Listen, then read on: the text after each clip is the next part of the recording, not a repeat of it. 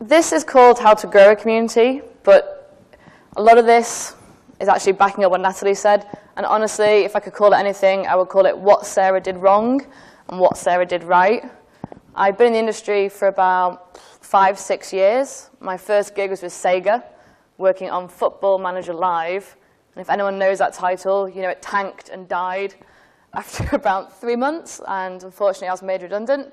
After that, I went to work on Def Jam Rap Star, the ever-popular karaoke rap game, which tanked after 3 months. I'm feeling good about my career so far. Then I worked on Batman Arkham Asylum, Batman Arkham City, and worked a bit on Batman Arkham Knight. Then I left there to go and work at Sony, where I head up a team looking after first-party exclusive titles. So we work with Naughty Dog, Media Molecule, Resogun was one of our launch titles, PlayStation 4. And so essentially this is kind of tips on what to do once you've got your base level in and kind of where to go. And this is a mixture of gloriously professional screenshots and as many bad images as I could get in here as possible.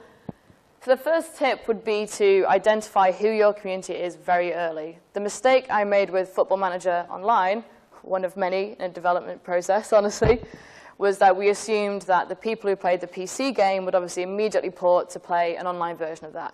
Because they liked that, they'd like it online. They did not. Fortunately, everybody went and bought Ronaldo in every world, everybody went and bought gigs, and everybody else who came in 5 minutes later got left with the dregs, the Burnleys, the Barnsley Football Club players. So what you do going forward is say, okay, I'm working on a PC game, indie game, JRPG, whichever you're doing, is identify who they are, where they hang out, what they do, so you can tailor your messaging. Even tailoring, like, for example, Resogun has a Facebook page, but we don't have a Twitter account. We realize that that community, they like to post a lot of images, share a lot of videos, and get very kind of visual with the scores they do. Twitter, not the ideal medium for them. So we're able to tailor our response for them.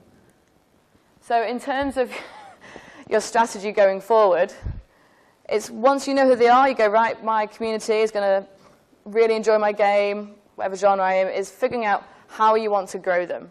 Going forward, you want to grow them into huge, great big numbers. You want 2 million fans in your first month. That's going to be awesome. Or do you want to only have about 10,000, but have them all know you by name, know the developers, know the community managers, and really understand you? That's going to shape everything you do. Sometimes, if you're an indie studio, it's a lot easier, but maybe your game gets picked up by Sony.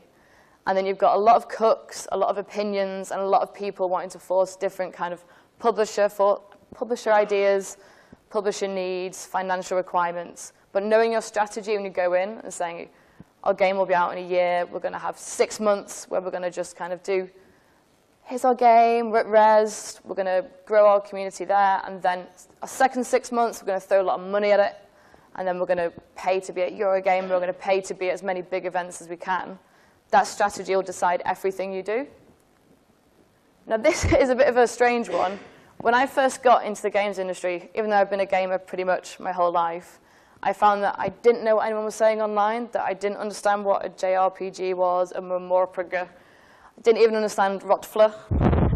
Lol. There's that famous story, the mother texting her child to say, your grandmother's dead, lol, because she thought it meant lots of love, which my mum does the same. But going in when you speak to your community and to publishers like Sony is knowing your lingo. If you pitch your game or your community game, so we had a game pitch recently, I won't say who by, where they called their game a JRPG action-adventure puzzle game. We were like, brilliant, this is going to be awesome. That's 3 fantastic genres, and it was Candy Crush. But it had Candy Crush with ninjas at the side, but they thought that was the right way to sell it. It was all the wrong acronyms. It was the wrong way to talk about their game. But they obviously Googled key terms to use. So know your lingo, know your shorthand, know the right way to speak to your community. So picking your channels, which I know Natalie touched on, is actually really difficult because right now there's probably about 8 or 9 channels you could jump to quickly. That's Ustream, Twitch, Instagram, Vine, Snapchat, Facebook, Twitter. You can just go on and on and on. But picking which ones you actually want to use is the hardest decision you will make. I still want to do everything. I still think that picture would look great of Sackboy, it'd look great on Instagram. At any point, I'll get 20 likes for it, and then I've got to manage that for the next 6 months. It's not really feasible. Even though I have a team of 4 people, it doesn't really seem to make sense to just use everything because I can. However, I love Vine, and I follow all the Viners, and it's tragic that I spend hours in bed scrolling, watching 7-second clips, and said I could be doing something more productive.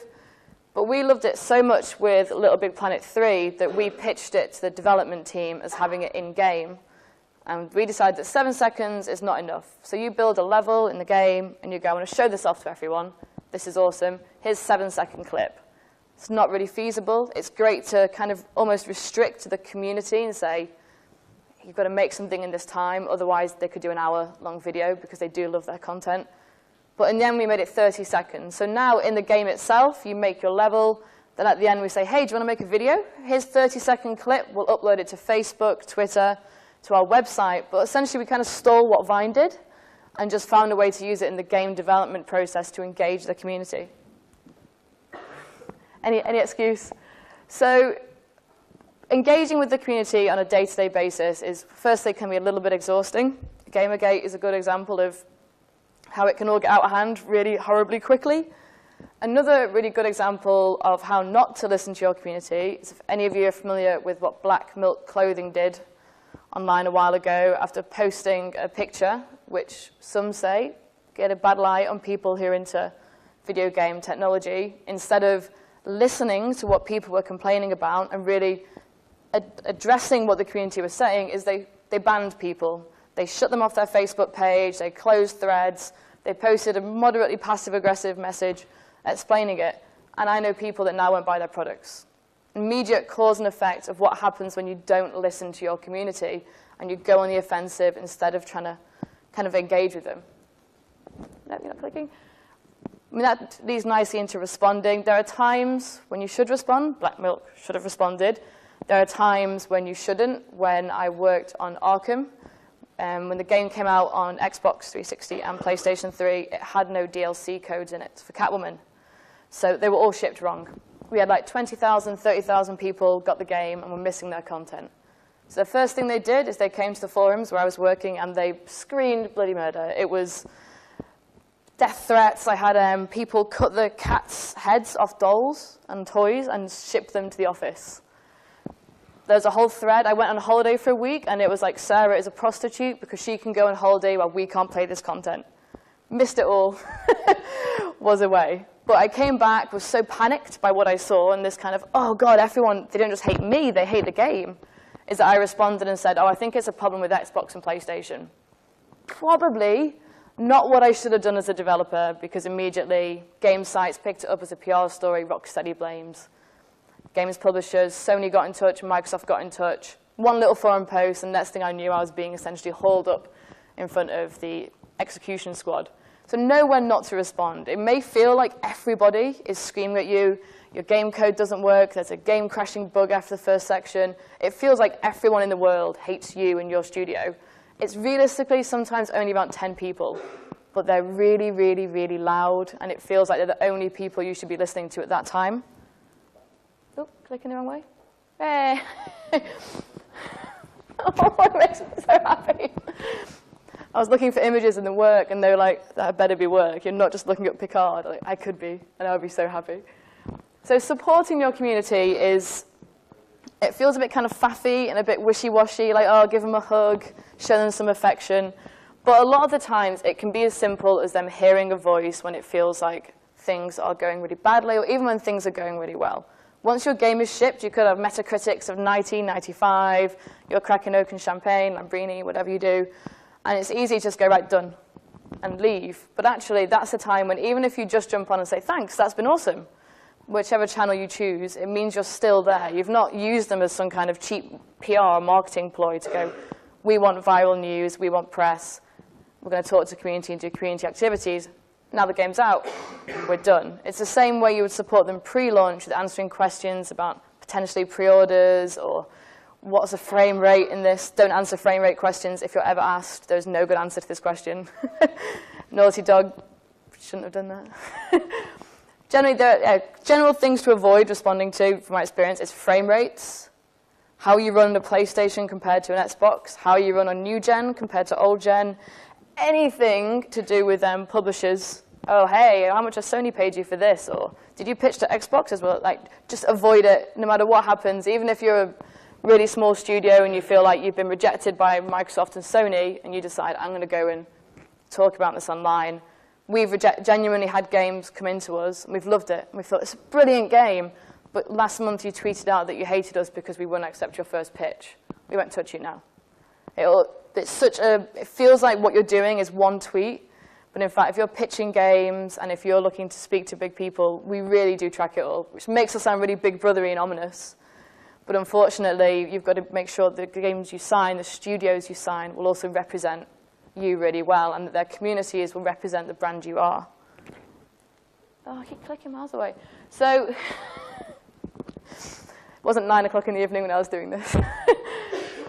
So, moderation is a hot topic. I mean, again, Gamergate, you think, could have moderated this, could have done this better. Black Milk could have moderated it. Don't be afraid of the ban hammer if you are managing forums, Twitter, Facebook. Making a clear message to other community that you won't tolerate hate speak. And I mean, I could go in a massive 30-hour Gamergate rant about this. It's never cool. We run Little Big Planet, which is, like, if you know it, it's the happiest game ever. It's so cute. But we have bullies in there like I've never seen. We had one girl build a level encouraging another user to kill themselves. And we were like, that's horrific. So we moderated it, banned it. They put it back the next day, banned it. It was literally just like bang, bang, bang, bang, bang. And they kept coming back. In the end, we escalated to the police, unfortunately, because we thought they put out a tweet saying something like, oh, I hope you're having fun in Bristol. And we're like, how do you know where she lives? But even in games where you feel like you've made the funnest, friendliest game ever, Candy Crush gets these, Moshi Monsters gets them, there's always a few that are going to abuse or they're going to just kind of step out of line. Don't be afraid to be the bad guy and say, that's not cool, because it makes everybody else feel safer. Now, moderating people who are good is also, if you play League of Legends and if you're active in their community, they do this brilliantly. They essentially say, police yourselves. It's easier for the community to feel like they have that control. I'll manage this, that guy's been a bit mean, that guy's just posting every day about how awesome he is. He's not being offensive, but he's annoying everyone and being detrimental to everyone else's experience. Think about ways to moderate, whether it's you sit there and do it yourself, you have a person you recognize who supported your game from the very beginning, kind of deputize them and say, off you go, can you help me? I trust you. But always find a way to have one person in the community that you recognize who can help you kind of flag potential matters. So of easy shortcuts I've heard of and had offered to me is things like paid for Facebook ads. Now, a lot of people honestly think this is a fantastic way to get your numbers up, and it will. You can go from 5,000 likes to about 50,000 likes in 2 days. What you're paying for is likes. You're not paying for people to engage with you. You're paying for a bot to come along, get your numbers up, which will bump you up in Facebook's search algorithm. Facebook now only really prioritize brand and company pages if you put money behind them. They rolled it out about 3 months ago, sneakily an update. So if you search for League of Legends, their page comes top, not because of their organic search results, but because they spend a poop ton of money with Facebook. So it's also important to rattle through this in 2 minutes. Evaluate the progress in your goals. Keanu doesn't age. Is your community changing? Did you originally want to have 1 million and you've only got 5,000? What did you do wrong? What did you do right that got you to 1 million in a month? Without knowing where you're going and how you're doing it, it's difficult to know what your next steps are. So always iterating and evolving. Natalie talked about it as well. YouTube, Twitch, Stream, these are all great channels. They might not be for your game right now. I would certainly say if you're picking Twitch or Ustream, I'd go with Twitch. They've got the infrastructure. But I would say if you were doing a racing game, I would go with Ustream because they've got better technology to track leaderboards and scores. Things like that, just keep on top of what the latest trends are. This is a sneaky look at Little Big Planet's reporting. Reporting is a really necessary evil. It doesn't sound glamorous. It isn't glamorous.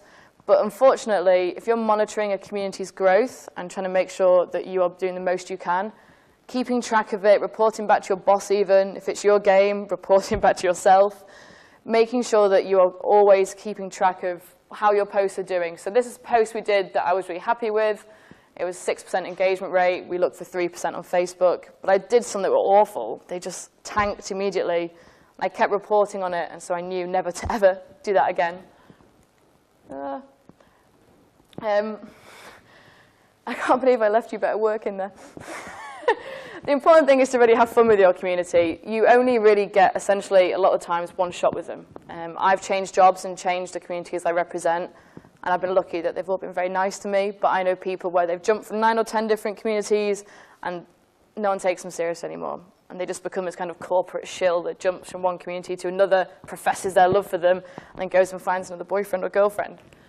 But I think like, turning off your phone if your game's coming out, you want to reply to everything, stop at 9 o'clock, never tweet while drunk.